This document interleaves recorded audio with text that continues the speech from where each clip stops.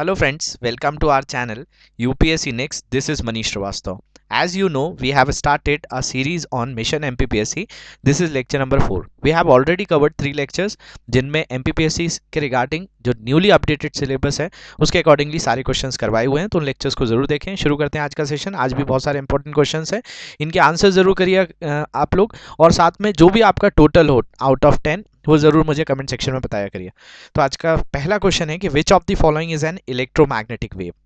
Electromagnetic waves को आप पढ़ेंगे तो वेव्स दो टाइप्स की होती हैं, एक मैकेनिकल वेव्स होती हैं और कुछ इलेक्ट्रोमैग्नेटिक वेव्स होती हैं। तो आपको एग्जाम्पल में जो ऑप्शंस में दिया हुआ है उसमें आपको बताना है कि which of the following is an electromagnetic wave. Infrared waves, ultrasonic waves, sound waves और कैथोड रेज। तो इसमें अगर हम बात करें तो ultrasonic wave, sound waves, cathode rays, ये सब जो हैं ये मैकेनिकल वेव्स के अंदर आ जाती हैं, and infrared waves is a electromagnetic waves. और इलेक्ट्रोमैग्नेटिक वेव्स की बात करें तो कुछ इस तरीके से दिखती हैं, इसमें इलेक्ट्रिक फील्ड भी होती है, मैग्नेटिक फील्ड भी होती है, और दोनों साथ में प्रोपोगेट करते हैं। तो waves that consist of vibrating electric and magnetic signals are called electromagnetic waves. और यहाँ पे मैंने पूरी लिस्ट दी हुई है जिसमें इलेक्ट्रोमैग्नेटिक वेव्स कौन कौन सी हैं आप देख सकते हैं। तो रेडियो वेव्स हैं, माइक्रोवेव्स हैं, इंफ्रारेड वेव्स हैं, विजिबल लाइट है, ultraviolet, X rays, gamma rays, ये सारी चीज़ें जो आ जाती हैं वो आपकी क्या होती हैं, तो ये इलेक्ट्रोमैग्नेटिक वेव्स होती हैं। इसके अलावा radio waves are electromagnetic waves with maximum wavelength. सबसे ज़्यादा जो वेवलेंथ होती है वो आपकी रेडियो वेव्स की होती है। इंफ्रारेड जो है डिस्कवर किया था विलियम हर्शल ने, और heat of the sunlight is due to infrared waves. जो भी आपको सनलाइट से हीट फील होती है वो इंफ्रारेड के कारण होती है।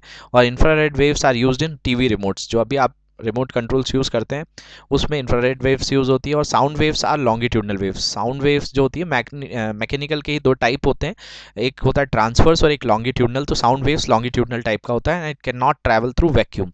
The study of sound is called acoustic.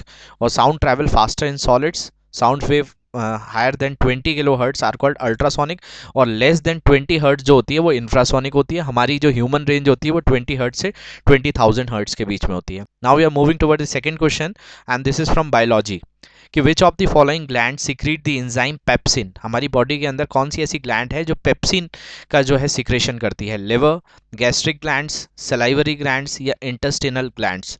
The correct answer of this question is gastric glands. Gastric glands की बात करें तो ये सिक्रेट करती है बहुत important enzyme, that is pepsin. ये क्वेश्चन कई बार आया हुआ है, इसको बहुत अच्छे से गो थ्रू करेंगे। Gastric glands are found in stomach, ये स्टमक में होता है, और they secrete enzymes like pepsin, rennin and which act upon the protein, जो प्रोटीन के ऊपर एक्ट करता है। Glands in the mucus membrane which line the stomach make strong and inactive protein known as pepsinogen.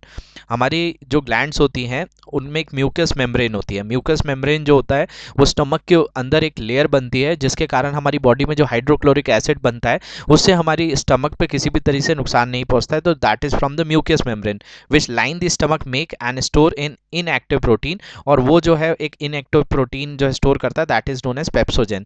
When pepsinogen is released into the stomach mix with gastric juice it is converted into pepsin, और जब वो gastric juices के साथ मिलता है तो वो pepsin में कन्वर्ट हो जाता है। Pepsin partially degrade protein into smaller unit called peptides, और ये जो है पेप्टाइड्स का फॉर्म करता है। और लिवर सीक्रेट जो करता है वो बाइल जूस करता है जो कि इमल्सिफिकेशन ऑफ फैट में काम आता है। और सलाइवरी ग्लैंड जो है वो एमिलेस एंजाइम को जो है सीक्रेट करती है, जिससे हमारे फूड में जो भी पार्टिकल्स होते हैं वो ब्रेक डाउन होकर कार्बोहाइड्रेट्स को ब्रेक करता है। और इंटेस्टिनल ग्राइंड्स जो हैं वो एंजाइम्स, इसमें माल्टेज, सुक्रेज, लैक्टेज, ये सारी चीज़ें होती हैं। तो यहाँ से मैंने आपको सारी चीज़ें कवर कर दी हैं।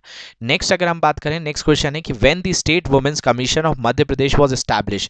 ये बहुत इंपॉर्टेंट क्वेश्चन है क्योंकि अभी आपका जो न्यूली अपडेटेड सिलेबस है उसमें 10th यूनिट में कई तरह की स्टैट्यूटरी एंड कॉन्स्टिट्यूशनल बॉडीज को ऐड किया गया है। तो वहाँ से ये क्वेश्चन है कि when the state women's commission of Madhya Pradesh was established 23rd March 1998, 31st January 1992, 18th January 1999 या 7th August 2018, and the correct answer is 23rd March 1998 को वुमेन कमीशन जो है मध्य प्रदेश की स्टैब्लिश की गई है। उसके बारे में बात करें तो state women commission of Madhya Pradesh establish हुई थी 23rd March 1998 को, और जो स्टेट वुमेन कमीशन है ये constitute to take prompt action on atrocities and crime against womens, मतलब वुमेन्स के अगेंस्ट कोई भी तरह के एट्रोसिटीज या क्राइम्स होते हैं तो उसके लिए काम करती है, and it was constituted under the section 3 of Madhya Pradesh State Women Act of 1995।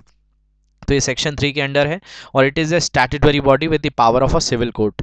ये कोई कॉन्स्टिट्यूशनल बॉडी नहीं है but it is a statutory body और इसको एक सिविल कोर्ट की जैसे पावर दिए गए हैं।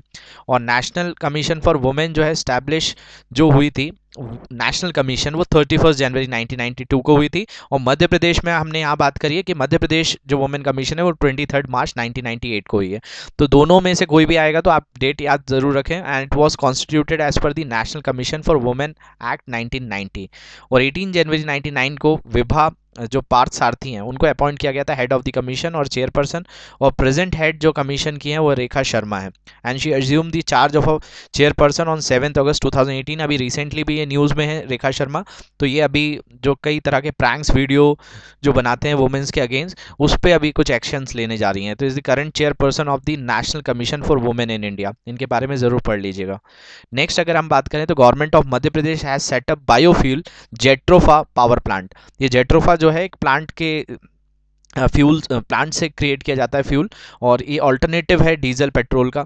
तो ये जो है एक बायोफ्यूल पावर प्लांट कहाँ स्टैब्लिश किया गया है? चुटका में, जमगो ड्रानी में या बंसीगढ़ी में या नन ऑफ दीज में।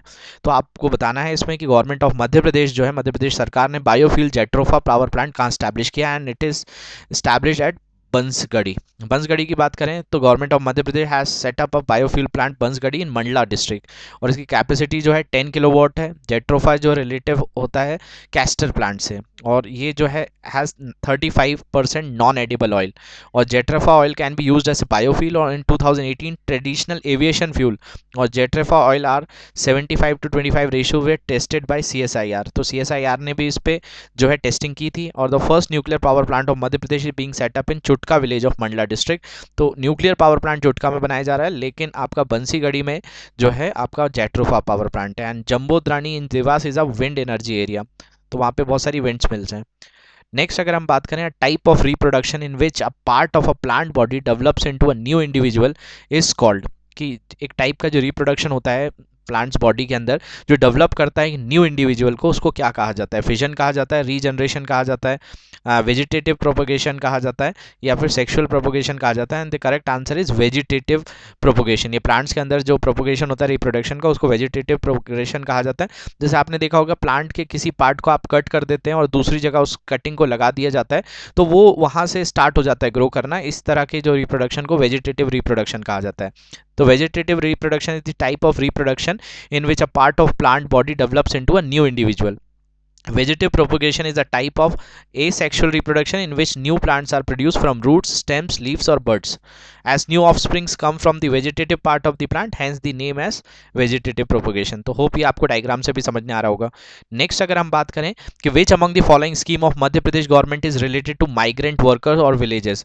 ऐसी कौन सी स्कीम है जो आपकी माइग्रेंट लेबर्स से जो है जुड़ी हुई है, जो विलेजर्स हैं या वर्कर्स हैं उनसे रिलेटेड है ये स्कीम। तो आपको बताना है कि माइग्रेंट लेबर जो है जो प्रवासी मजदूर कहलाते हैं कि which of among the following scheme of Madhya Pradesh government is related to migrant workers of villages. Madhya Pradesh Gramin Rozgar guarantee योजना, स्वावलंबन योजना, जीवन धारा योजना या Navjeevan Yojana. And the correct answer is Navjeevan Yojana. Navjeevan Yojana के बारे में बात करें तो was aim to provide employment in villages to migrant workers. जो भी प्रवासी मजदूर हैं माइग्रेंट वर्कर्स हैं उनको उनके गांव में जो है एम्प्लॉयमेंट प्रोवाइड करना। And this scheme aim to help them to stay in villages only that are willing to migrate to cities in search of employment. जो ऐसे लोग सिटीज़ की तरफ जाते हैं एम्प्लॉयमेंट के सर्च में उनको एम्प्लॉयमेंट प्रोवाइड करना।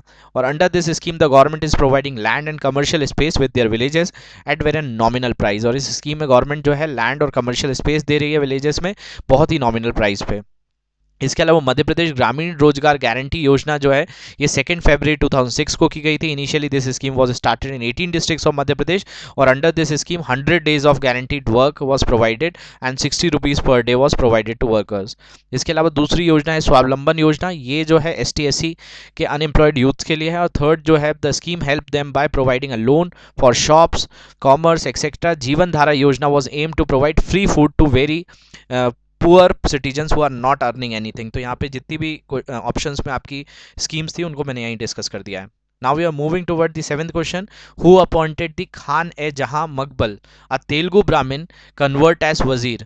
किस ऐसे सुल्तान ने खाने जहान मकबाल एक तेलुगु ब्राह्मण को कन्वर्ट करके अपना वजीर बनाया था? मोहम्मद बिन तुगलक, फिरोज शाह तुगलक, इल्तुतमिश या Quli Qutb Shah? And the correct answer is Firoz Shah Tughlaq. Firoz Shah Tughlaq is the third ruler of Tughlaq dynasty. Tughlaq dynasty के बारे में अगर आप देखेंगे तो तुगलक डायनेस्टी जो है आपका जब 1320 के बाद गयासुद्दीन तुगलक ने इसको स्टैब्लिश किया था, और 1320 से 1325 तक गयासुद्दीन तुगलक का रूल था। 1325 से 1351 तक मोहम्मद बिन तुगलक रहा, और 1351 से 1388 के बीच में फिरोज शाह तुगलक ने रूल किया है। तो he was the third ruler of Tughlaq dynasty that rule from 1351 to 1388। इसने दीवान खैरात ऑफिस बनाया था चैरिटी के लिए। दीवान बंधनगंज जो डिपार्टमेंट ऑफ स्लेव था, और he is known to establish 4 new towns. इसने फिरोजाबाद, फतेहाबाद, जौनपुर और हिसार को बनाया था। इसने खाने जहान मकबल एक तेलुगु ब्राह्मण को कन्वर्ट किया था और वजीर अपना प्राइम मिनिस्टर बनाया था। तो याद रखेंगे। Now we are moving toward the 8th question. What was established as a statutory body in the year 2007 to protect, promote, safeguard child rights in India? Child rights को प्रोटेक्ट करने के लिए 2007 में हमारे यहाँ क्या बनाया गया था? Women and child development, juvenile justice, care and protection of children, या national commission for protection of child right, या national child protection? And the correct answer is national commission for protection of child rights.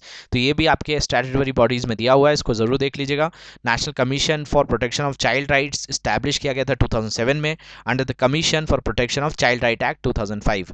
और national commission for protection of child right जो है statutory body है, जो कि acting parliament of India ने इसको form किया है। It works under the administrative control of ministry of women and child development.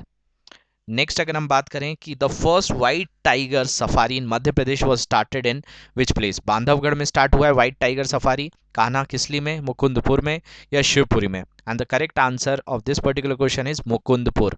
Mukundpur को याद रखेंगे। The first white tiger safari है मध्य प्रदेश की मुकुंदपुर, और world first white tiger safari was inaugurated at Mukundpur in Satna district of Madhya Pradesh. ये व्हाइट टाइगर बहुत ज़्यादा ये बांधवगढ़ वाले रीजन में मिलते हैं। और Kanha tiger reserve is also known as Kanha Kisli national park. और इसके बारे में बात करें तो ये एमपी का लार्जेस्ट नेशनल पार्क है। कान्हा नेशनल पार्क का इनोग्रेशन 1 जून 1955 को हुआ था, और 1973 में एक टाइगर रिजर्व बन गया था। बांधवगढ़ नेशनल पार्क जो है ये विंध्यन हिल्स मध्य प्रदेश में फैला हुआ है। जो नेशनल पार्क है इसको रॉयल बंगाल टाइगर्स के लिए भी जाना जाता है।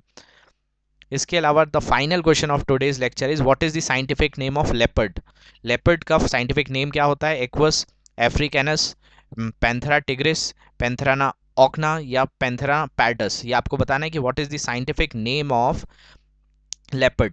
जो तेंदुआ जो होता है उसका जो है साइंटिफिक नेम क्या होता है, ये आपको जल्दी से बताना है कमेंट सेक्शन में कि what is the scientific name of leopard.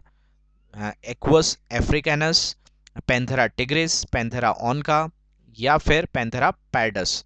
तो ये जो है आपको आंसर करना है कमेंट सेक्शन में कि विच एनिमल जो है उसका साइंटिफिक नेम है लेपर्ड का। तो द करेक्ट आंसर इज पैंथेराना पैडस जो है वो इसका करेक्ट आंसर है। तो इसको याद रखेंगे, पैंथेराना पैडस जो है it is the correct answer, and leopard जो है इसके अंदर है। इसमें अगर मैं बात करूं तो ये आपका जो एक्वस अफ्रीकैनस है, एक्वस अफ्रीकैनस की बात करें तो ये डोंकी का साइंटिफिक नेम है। पैंथेराना टिग्रिस जो है टाइगर का है। इसके अलावा पैंथेराना ऑनका ये जैगुआर जो है इनका नाम होता है, और पैंथेराना पैडस जो है ये आपका लेपर्ड का है। तो a leopard is a member of Felidae family and is mainly found in sub-Saharan Africa and part of Central and Western Asia, और it has been listed on IUCN की रेड लिस्ट में vulnerable है, और इसका scientific name Panthera pardus है। और recently concluded leopard census highest number of leopard have been found in Madhya Pradesh. तो मध्य प्रदेश को एक और स्टेटस मिल गया है लेपर्ड प्रदेश, लेपर्ड स्टेट का, जिसको तेंदुआ प्रदेश भी कहेंगे। The total number of leopard in MP is identified as 3421, और MP is followed by Karnataka और Tamil Nadu at second and third place respectively. तो होप ये सारी चीज़ें आपको क्लियर हुई होंगी। किसी भी तरह का कोई डाउट है आप पूछ सकते हैं। इसके अलावा इस लेक्चर की पीडीएफ के लिए आप इस नंबर पर कॉन्टैक्ट कर सकते हैं। हमारे इंस्टाग्राम चैनल पर भी कॉन्टैक्ट कर सकते हैं। उस पर भी हम लोग डेली बेसिस पे करंट अफेयर्स कवर करते हैं, तो उसको भी आप जरूर गो थ्रू करिए। Thank you very much for watching this lecture. Have a great day.